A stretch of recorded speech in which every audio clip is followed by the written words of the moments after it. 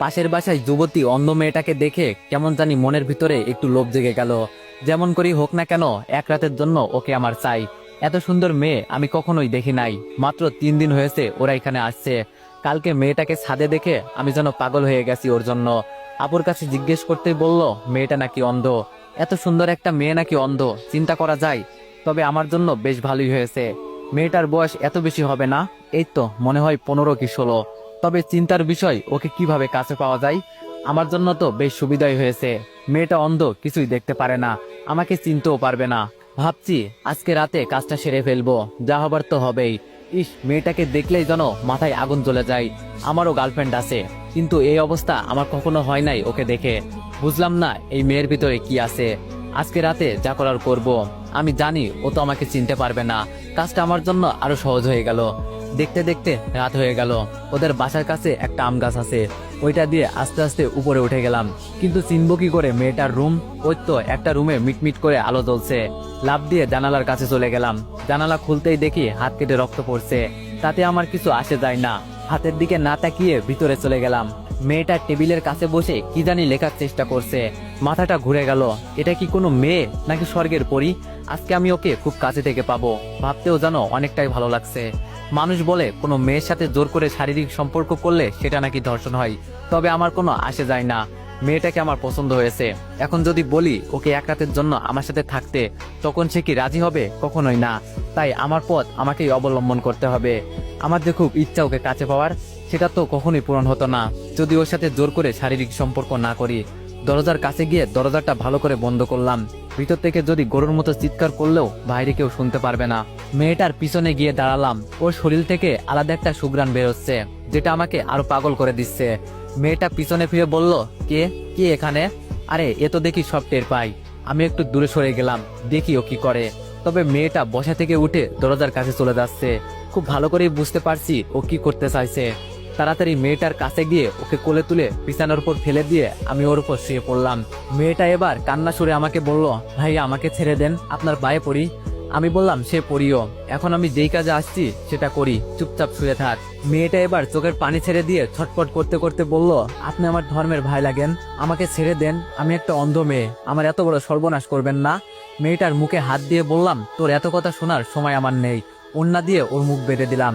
মেয়েটার কাপড় টেনে টেনে খুলে ফেলেছি, কিন্তু অবাক করা বিষয়, ওর চোখ দিয়ে শুধু পানি পড়ছে। বুঝলাম ওর দিকে তাকিয়ে থাকলে মায়া লেগে যাবে আমার। আমি আমার মতো কাজ করতে লাগলাম। সব শেষ করে উঠে টি শার্ট গায়ে দিতে দিতে ওর মুখের বাঁধন খুলে দিলাম। শোয়া থেকে উঠেই মেয়েটা পায়ে লাথি দিয়ে আমাকে দূরে ফেলে দিল। কুত্তার বাচ্চা, আমাকে অন্ধ পেয়ে ধর্ষণ করলি না? এর ফল তুই পাবি। কেন করলি আমার সাথে এটা? দেশি কি কমে ছিল রে? আমি উঠে ওর চুল ধরে বললাম, চুপ কর। আর বিশেষ করে তোকে আমার প্রথম দেখাতেই খুব পছন্দ হয়ে গেছে, তাই আমার মন যা চাইছে আমি তাই করছি। আর আমি জানি তুই অন্ধ, আমার কিছুই হবে না। মেয়েটা আমার পুরো মুখটা হাত দিয়ে দেখতে লাগলো।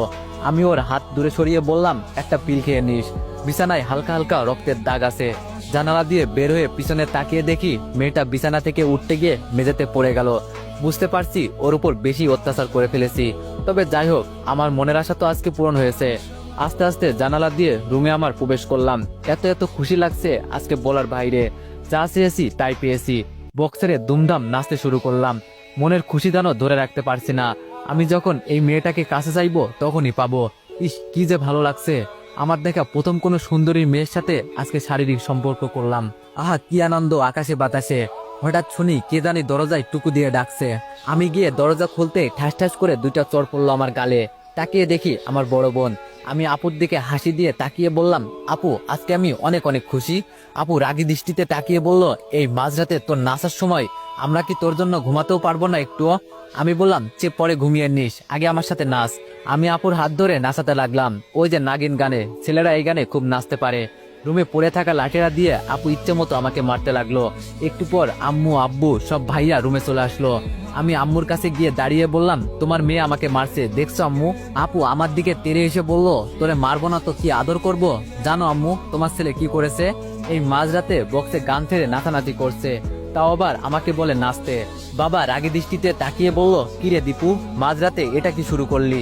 আম্মু বলল, বাবা কি হয়েছে হঠাৎ তোর? আমি খুশি মনে বললাম, আম্মু আজকে আমি অনেক খুশি, যা চেয়েছি তাই পেয়েছি। ভাইয়া আমার দিকে তাকিয়ে বলল, দেখ দীপু, এই মাঝরাতে আমরা কেউ তোর নাটক দেখতে আসি নাই, যা গিয়ে ঘুমা, এই খুশিতে আত্মরা হলে হবে না, সকালে এই খুশি প্রকাশ করিস। আমি আপুর দিকে তাকিয়ে বললাম, ডাইনি কথাকার, দেখে নিব তোরে। আপু বলল, তবে রে। আমি আম্মুর থেকে সরে গিয়ে বললাম, আয় দেখি সাহস থাকলে। বাবা ধমক দিয়ে বলল, এই তোরা যার যার রুমে যা, আর দীপু চুপচাপ ঘুমা গিয়ে। আমি মাথা নিচু করে বললাম, সবাই চলে গেলে শুধু আপু দাঁড়িয়ে আছে। আমি বললাম, আপু চল না একটু ড্যান্স করি। আপু চোখ লাল করে চলে গেল। যাক বাবা, কি এমন করে ফেলেছি আমি। দরজা লাগিয়ে বিছানায় শুয়ে আছি, তবে বারবার মেয়েটার মায়াবী দৃষ্টি আমার সামনে ভেসে উঠছে। আপনি আমার ধর্মের ভাই লাগেন, এই কথাটা সবসময় কানের কাছে বাজছে। আমি কি কোনো ভুল করেছি? আরে না না, আমি আবার কি ভুল করব? ও তো অন্ধ একটা মেয়ে, আমার আবার কি করবে? যখন মন চাইবে ওকে ব্যবহার করব। কিন্তু আমি তো এতটা খারাপ ছিলাম না। ওকে দেখার পর কেমন যেন ভিতরে হিংস্র কুশুটা জেগে উঠেছে। সত্যি ওর মতো মেয়েই হয় না, আমারও তো গার্লফ্রেন্ড আছে, তবে ওকে দেখে এতটা কাছে টানে না। ওর সাথে কখনো এসব করি নাই, আজকে প্রথম এই মেয়ের সাথে। ওকে কালকে দেখার পর থেকে ভিতরে কেমন কেমন জানি চলছিল। মন চাইছে যেন মেয়েটার ভিতরে ঢুকে যায়। ইস কি সুন্দর মেয়ে, মাথায় এখনো আগুন জ্বলছে। হঠাৎ বাইরে কিসের জানি শব্দ হলো। দরজা খুলতেই পাশের বাসার চিৎকার চেঁচামেচির আওয়াজ শুনতে পারলাম।